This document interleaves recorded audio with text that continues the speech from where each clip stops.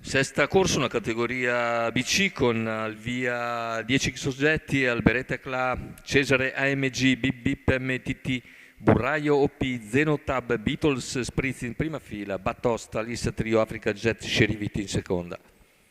Favori per Cesare AMG, Enrico Bellei numero 2. Macchina che accelera. Tentativo di Burraio OP di superare Cesare AMG. Sbaglia Burraio OP. Numero 4, in seconda Burraio posizione OP, ci va squalificato. Zenotab, che ben partito dall'esterno riesce a sistemarsi secondo.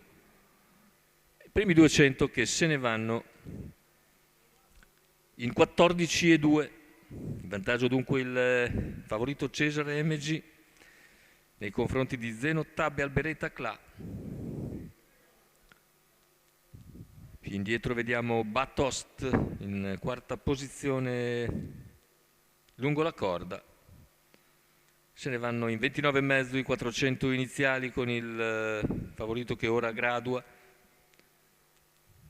Zenotab rimane nella sua scia dopo 600 metri in 45,2. All'esterno c'è Bip Bip MTT,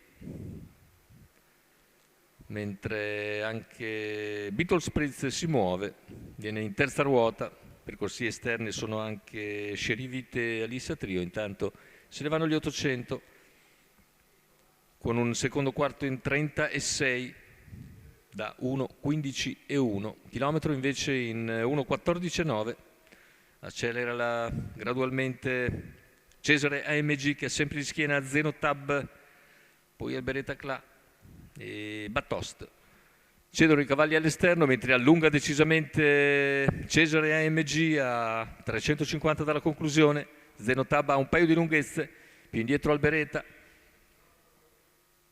Cesare AMG per il momento fa corsa per proprio conto.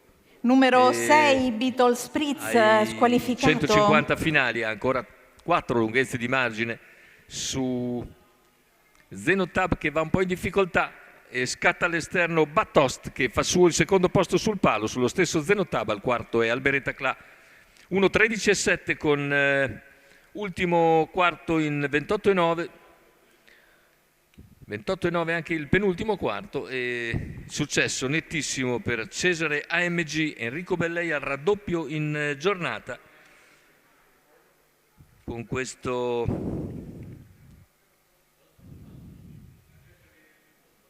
allievo di Lorenzo Baldi della scuderia Super Fantastica, che vince davvero molto nettamente, mentre si limita chiaramente a fare l'arrivo Batost, ma tanto è, gli basta per ottenere il secondo posto nei confronti di Zenotab.